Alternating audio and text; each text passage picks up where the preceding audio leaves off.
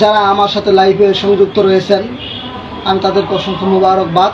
আজ আমি যে বিষয়টি নিয়ে আলোচনা করব, পবিত্র কালামে হাকিমে আল্লাহ রাব্বুল আলামিন সূরাতুল আসর নামে একটি সূরা দিয়েছেন, যে সূরাটির তাৎপর্য, যে সূরাটির অনুবাদ, ব্যাখ্যা, বিশ্লেষণ দুনিয়াতে আসলে এটা কেউ শেষ করতে পারবে না।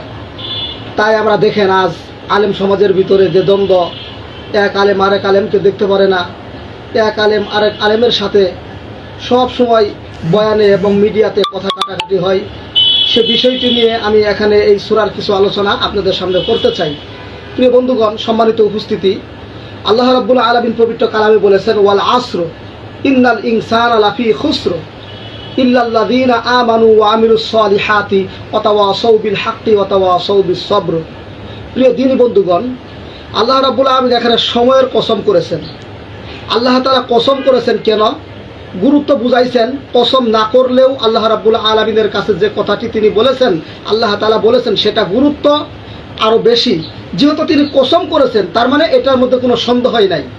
আল্লাহ তাআলা বলেছেন, ওয়াল আসর, সময়ের কসম, ইন্নাল ইনসানা লাফি খুসর, নিশ্চয় সকলেই ক্ষতিগ্রস্ত। এখানে কিন্তু কোনো আলেমকে বলা হয় নাই, কাউকে ইন্ডিকেট করে বলা হয় নাই, সকলের কথা বলা হয়েছে। সকলেই ক্ষতিগ্রস্ত। কারা? কোন শ্রেণীর লোক ক্ষতিগ্রস্ত? আল্লাহ তাআলা পরবর্তীতে বলেছেন, ইল্লাল্লাযীনা আমানু ওয়া আমিলুস সালিহাতি ওয়া তাওয়াসাউ বিল হাক্কি ওয়া তাওয়াসাউ বিস সবর। প্রিয় দিনী বন্ধুগণ, আল্লাহ রাব্বুল আলামিন 4 গুণ বিশিষ্ট ব্যক্তি ব্যতীত সকলেই কিন্তু ক্ষতির মধ্যে যুক্ত রয়েছে। আর এই 4 শ্রেণীর লোক ক্ষতি থেকে মুক্ত, যারা আল্লাহর প্রতি ঈমান আনে। প্রিয় বন্ধুগণ, যারা আল্লাহর প্রতি ঈমান আনে তারা তো কখনো লৌকিকতা করতে পারে না। আল্লাহর প্রতি যারা ঈমান আনে তারা তো মানুষকে সন্তুষ্ট করার জন্য কোনো কথা বলতে পারে না। আল্লাহর প্রতি যারা ঈমান আনে তারা কথা বলবে কোরআন থেকে। আল্লাহর প্রতি যারা ঈমান আনবে তারা কথা বলবে আল্লাহকে খুশি করার জন্য। তারা কখনো মাখলুককে খুশি করার জন্য কথা বলবে না। আর আল্লাহর প্রতি যারা ঈমান আনে, ঈমানদারদেরকে তারা ভালোবাসবে। ঈমানের আলোচনা যাদের জবান থেকে শুনবো তাদেরকে তারা ভালোবাসবে। এই জন্য আল্লাহ তাআলা বলছেন, যারা আল্লাহর প্রতি ঈমান আনছে তারা ক্ষতি থেকে মুক্ত। আর যারা ঈমান আনে নাই, যারা আল্লাহ তাআলাকে বিশ্বাস করে না, সে জ্ঞানী হোক, সে আলেম হোক, সে মূর্খ হোক, সে কিন্তু ক্ষতির মধ্যে যুক্ত রয়ে গেছে। প্রিয় বন্ধুগণ, 1 নাম্বার যারা আল্লাহর প্রতি ঈমান আনছে তারা ক্ষতি থেকে মুক্ত।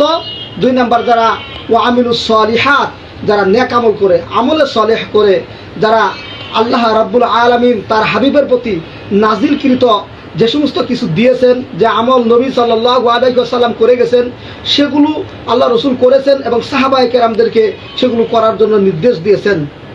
সেজন্য প্রিয় বন্ধুগণ, এই জন্য শোনেন, আমি আপনাদের নিকট বলতে চাই, ওয়াতাওয়াসাউ বিল হাক্কি ওয়াতাওয়াসাউ বিস সবর। 3 নাম্বার গুণ হলো যারা সত্য পথে চলে, যারা ধৈর্য অবলম্বন করে। সেজন্য আমরা দেখেন মিডিয়াতে দেখা যায় আলেম ওলামা একে অপরের গীবত, বিশেষ করে তাহিরি হুজুরের সাথে শায়েখ আহমদুল্লাহ যে দ্বন্দ্ব, এগুলো আলেমের এই দ্বন্দ্বগুলো হওয়ার মানে কিয়ামতের আলামত এসে গেছে। এক আলেম আলেমকে দেখতে পারবে না, নারীর সংখ্যা বেশি বৃদ্ধি পাবে, অযোগ্য ব্যক্তি নেতৃত্ব দিবে।